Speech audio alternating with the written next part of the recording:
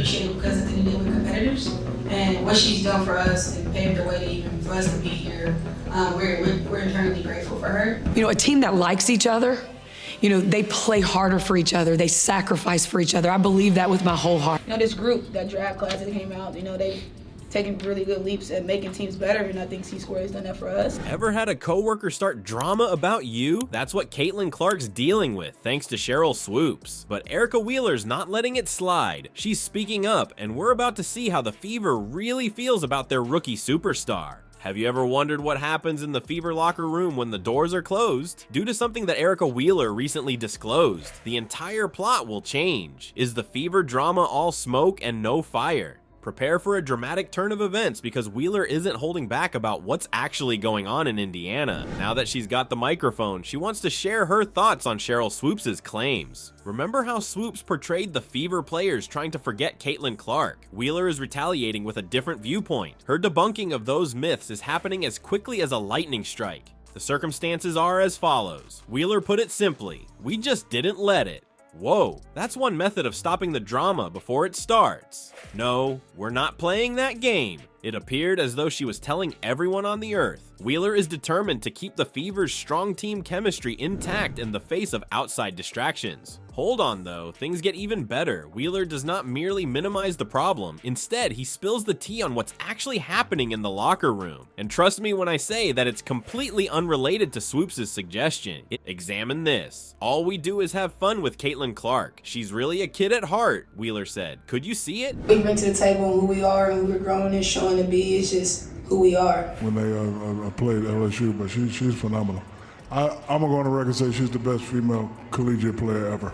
I can't really put my finger on it, but I think for us, in retrospect, it was about changing the dynamic and the culture of the Indiana Fever. Instead of feeling stressed or envious, we have a group of professional ballers who are just pouting and having fun with their rookie sensation. Instead of a split squad, it seems as though Wheeler has pulled back the curtain to unveil what looks to be the WNBA's hippest hangout. Imagine Clark, a fresh college graduate, bringing his youthful energy to a group of seasoned veterans. Instead of trying to escape her, the intention is for players to accept her presence and enjoy the journey. Folks, this is very important. We are talking about a complete reversal of Swoopes' assertions. Instead of conflict, we have friendship. Rather than feeling envious, we enjoy ourselves. It seems like Wheeler has reinvented the entire narrative. Think about this. How many times have we heard stories of hotshot rookie players threatening more experienced players? The legend predates even athletics. Wheeler's depiction here, though, is significantly different. She's holding up a photo of the Fever team that welcomes Clark instead of shooing her away. However, this is about more than just Clark. Let's face it, Wheeler's remarks might provide us a glimpse of the general Indiana team culture. Something extraordinary appears to be in the works there. A group that can block out outside noise, share a good laugh, and have fun together. The victorious team's cohesiveness takes home the hardware.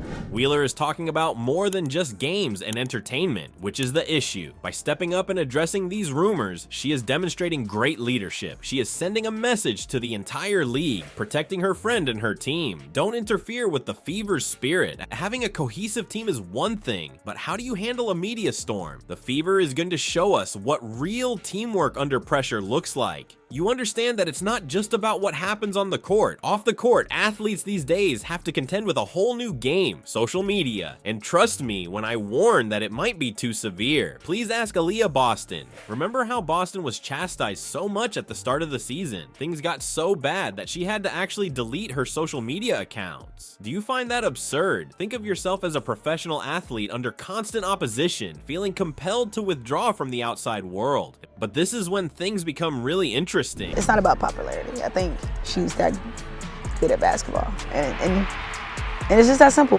We're gonna look back at a time like this and just be, grateful that I had a lot of fun just playing and enjoying the atmosphere, like talking with the people courtside. Like I was just trying to smile and have fun. Like it doesn't really matter like win or loss. The Fever did not abandon Boston to deal with it alone. No, they banded together to back her. Rather than just discussing unity, we are talking about a group of people who truly exemplify it. When one of their own was being physically abused by cyberbullies, they stepped in to stop it. Yeah, what else are you aware of? That kind of thing is what makes a team stronger. There's more to it on the court than than just passing the ball. It's also about helping each other through challenging circumstances off the court. Let's talk about Kelsey Mitchell for a minute now. It makes sense that Caitlin Clark's notoriety would make other athletes feel left out of the spotlight, but that's not at all what's happening. Mitchell really says that having Clark on the team has helped her. Her popularity is growing and her performance has improved. That has a great deal of importance. It seems like Clark is making progress for the team as a whole, as well as for herself, and that's exactly what you want in a novice, someone who makes everything around them better. The issue is that it goes beyond just particular athletes. Wheeler's telling us that this is something that every member of the squad knows. They're not gonna let any outside interference ruin their mood. Instead of growing jealous or competitive, they're enjoying Clark's energy.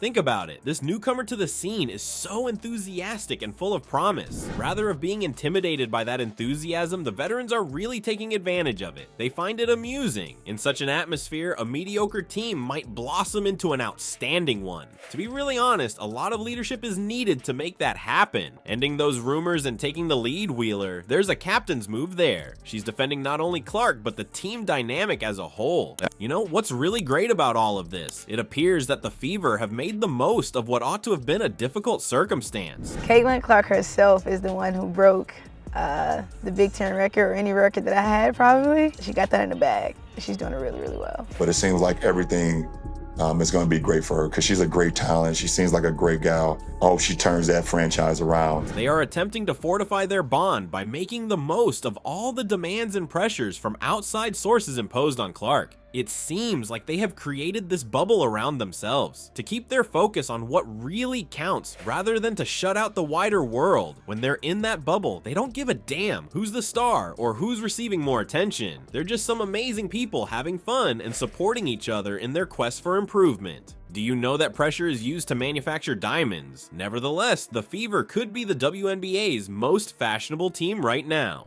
Why is Caitlin Clark causing such a stir? Rather than tearing them apart, it's unexpectedly bringing them together. Let's talk about Caitlin Clark's real impact on the Fever now. Put Swoopes' words out of your mind for a second. Wheeler's intimate information paints a very different picture. Instead of trying to stay away from Clark, players are thriving in her company. Think about it. With all eyes on this rookie wonder who is about to arrive, expectations are extremely high. That kind of stress may easily destroy a team's atmosphere. Not the Fever, that is. No, they're using it to fuel rockets. The odd thing is that while she appears good, Clark is also present. She has a magical touch that seems to improve everyone's performance. I mean, I'm just really happy for this organization, obviously.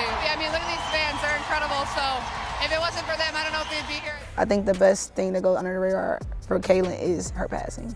She's able to see and react in a way that they do this, she do that. Remember Kelsey Mitchell? Sitting in the corner by herself, she doesn't feel alone. She's rising up and playing with more assurance now. Clark's celebrity power appears to spread readily. It transcends what happens on the court though. The real magic happens behind the scenes. Wheeler spilled the tea, remember? All we do is have fun with Caitlin Clark. She's really a kid at heart. That's not how a separate locker room sounds. That seems like a group of folks having a good time traveling together and laughing. Now let's talk a little bit about criticism. We all know how harsh it can get, especially on social media. Remember how Aaliyah Boston had to take down her accounts early in the season? That kind of stuff may seriously ruin a squad. But what about the Fever? It served as their main attraction. Instead of letting the strain destroy their relationships, they are using it to fortify them. What you know is wild. With everything going on and Clark at the center, disaster might have been inescapable. Resentment, envy, and all that shit. But the Fever took a different turn. They will not let the outside world dictate how they tell their story. They are making their own, and it's a story of friendship, good times, and uniting in the face of hardship.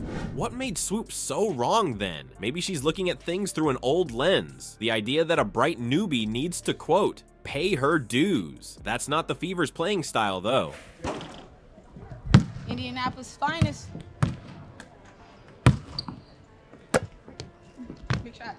She's doing it really, really well. And I think she's trying to handle it in a way that is so very professional. And I think it makes her stand out. They are enjoying Clark's energy, talent, and general vibe. As a result, they are becoming a better team. Actually, Wheeler goes above and beyond sentimental cliches in his answers. It offers a glimpse into an enduring team culture, a group that can laugh together, push each other, and provide support when things become chaotic outside. That's the kind of foundation that builds championships. And this extends beyond hoops. Let's face it, it is related to life. How many times have we seen a group collapse under pressure? But what about the Fever? They are showing us how to do this. Convert all of that buildup and expectation into positive energy. That truly is remarkable,